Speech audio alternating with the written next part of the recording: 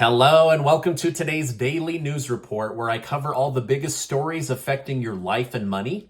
You watch this channel each day because I keep you in the loop on what's really going on in Washington, D.C. with President Biden and the U.S. economy.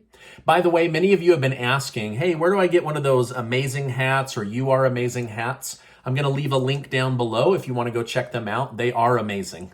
Okay, so the media and many Americans are starting to notice that President Joe Biden's personality is changing. He went from being soft-spoken to one of the most blunt people in politics in a matter of months.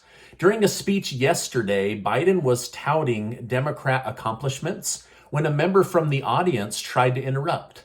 Biden responded with, "Let him go. Everyone's entitled to be an idiot." But this wasn't the first time that Biden snuck in an insulting comment. On Thursday last week, some were shouting, "Let's go Brandon," to which Biden responded, "Good manners is nothing they've ever suffered from." Biden is starting to sound a lot more like Trump, and this is what many Democrats have been asking for. Now, Biden is becoming more outspoken, which is a popular quality among political figures. The issue with this strategy is that it alienates a large group of people or can be offensive to large groups of people.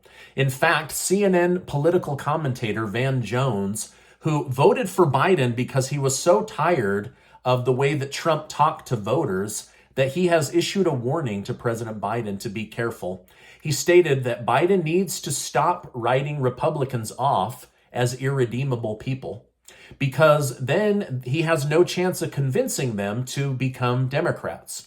He urged Biden to take a peaceful and hopeful approach that shows Republicans that he cares for them and wants them to join his cause.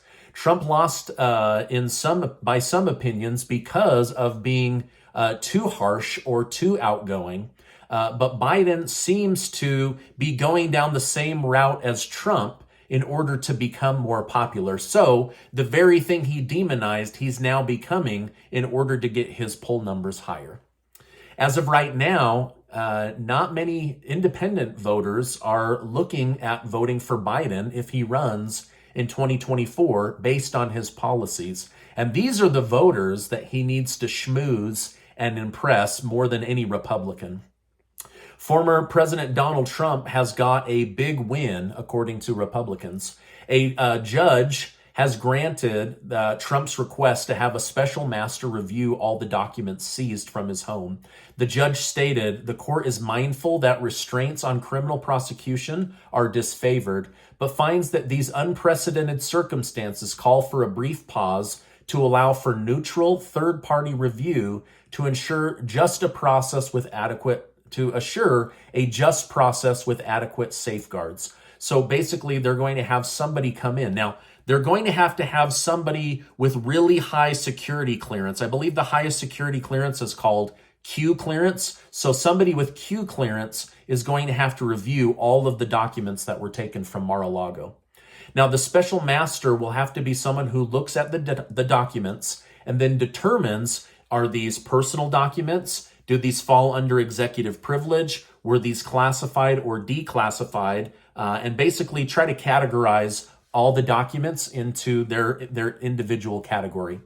Now, Trump is probably hoping that all of these documents will be labeled as privileged and that this entire investigation will go away, but I'll continue to report on this as more information comes out. It was also learned over the weekend that some of the documents taken were Trump's personal medical files and some of his personal financial forms. So don't be surprised when this stuff is leaked to the New York Times. Okay, now speaking of Trump, Dr. Oz, who was backed by Trump in Pennsylvania, stated today that if he had to do it as a senator, that he would have certified Joe Biden as the president. He stated, "I would not have objected to it. By the time the delegates and other reports were sent to the U.S. Senate, our job was to approve it, which is what I would have done." So Dr. Oz may be trying to gain votes from independents who are on the fence about what happened in the 2020 election.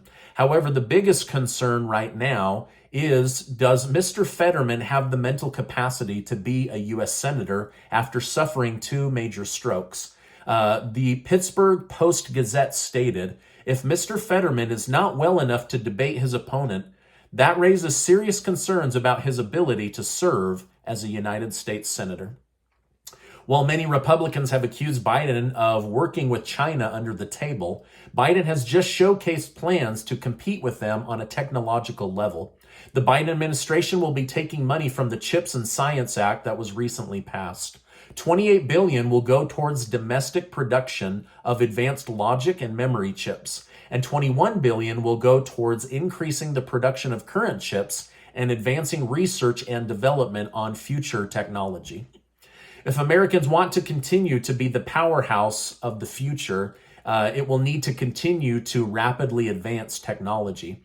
However, there may be much more advancement than even you or I know about. According to Elon Musk, who heads up SpaceX and also Tesla, recently commented on a podcast called Full Send that the United States government is in possession of top secret technologies that the general public doesn't even know about. So now I kind of want to know what those are, right? Like, what are these top secret advanced technologies that we have that we don't know about? Now, if this is true, maybe they should share some trade secrets with the state of California. California just had to put 4 natural gas plants back online as they were running out of energy for their citizens. So it appears once again that California's greatest desire of becoming a completely green state is going too fast. They're running faster than they are able, and they've had to now scale that back. Restrictions on energy use will continue, otherwise there will be blackouts across the entire state. California Governor Gavin Newsom has requested that California's last nuclear power plant now remain open until 2030, while they give themselves another 7 or 8 years to get the technology and the electric grid more stable. So that will be happening as they continue to push to becoming the first state to go fully electric and fully green. Retired U.S. General and former Pentagon aide General Kimmett has publicly said that the United States and NATO need to sue for peace between Ukraine and Russia. He said at this point, the only thing that can change are more dead people. Basically, he sees this at a gridlock that nothing more will happen except for human casualty. But what do you think? Should the United States and NATO continue their unofficial proxy war with Putin and Russia? Or should they seek for peace, as this general and the former Secretary of State Henry Kissinger has suggested? Let me know your thoughts in the comments. Personally, I think they should push for peace and we should move on, because right now they're bleeding the United States and Europe dry in many ways that none of us were expecting. Now, speaking of Vladimir Putin, he made a fiery announcement. He has admitted to using energy as his best weapon against Europe for backing Ukraine and placing heavy sanctions on Mother Russia. He says, remove the sanctions and the oil and gas will flow again. If you don't, then the deaths of Europeans are on your head, not mine. We have no bad blood with Europe. A new report shows Russians are actually sitting comfy right now. Their food prices have come down 10 to 20%, depending on the food item. Meanwhile, Americans' food costs have gone up 10 to 20% more. So our beef is up 20%, theirs is down 20%. Our apples, oranges, pineapples, cucumbers, whatever it is, they've all gone up. Our dairy, our cheese, and they've all come down in Russia. So I don't know. I'm starting to second guess whether these sanctions have hurt Russia or actually made Russia more affordable to live in. I mean, I don't know. What do you guys think? I'm just telling you the data that's in the news.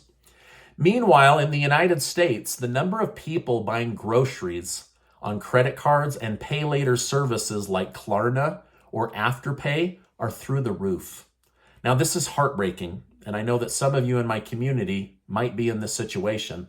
And to me, this is terrifying, because if you don't have the money to buy groceries and now you put it on a payment plan, at some point that money is going to come due and you're not going to have it. And I don't know how these firms are going to retaliate, ruin your credit, push you into bankruptcy. I don't know. The whole thing is really, really scary to me. So anyway, I'm just hoping that things will change because I don't know how much more of this high inflation Americans can endure. Lastly, House Speaker Nancy Pelosi says she knows for a fact Democrats will keep the House of Representatives. Now, I don't know how she knows that, but she said even if they keep it, or even if they lose, she might be ready to step down from her position as a House representative and as Speaker of the House. It's been reported that she has been quietly floating the idea at the White House of being an ambassador to Italy as her last assignment as a elected public servant. Sounds pretty good to me, right? Taxpayers paying for you to live in Italy, a country where we don't have bad blood or war or anything going on. That way, the taxpayers can pay for your lavish lifestyle, and your family can keep that $100 million that you made while doing insider trading for decades. But anyway, I'm sure the taxpayers are just going to love paying for the Pelosis to live in Italy. Oh, you guys, I can't make this stuff up. It just makes me laugh. All right, now this is my update for today. As I know more, I will definitely come on and share more.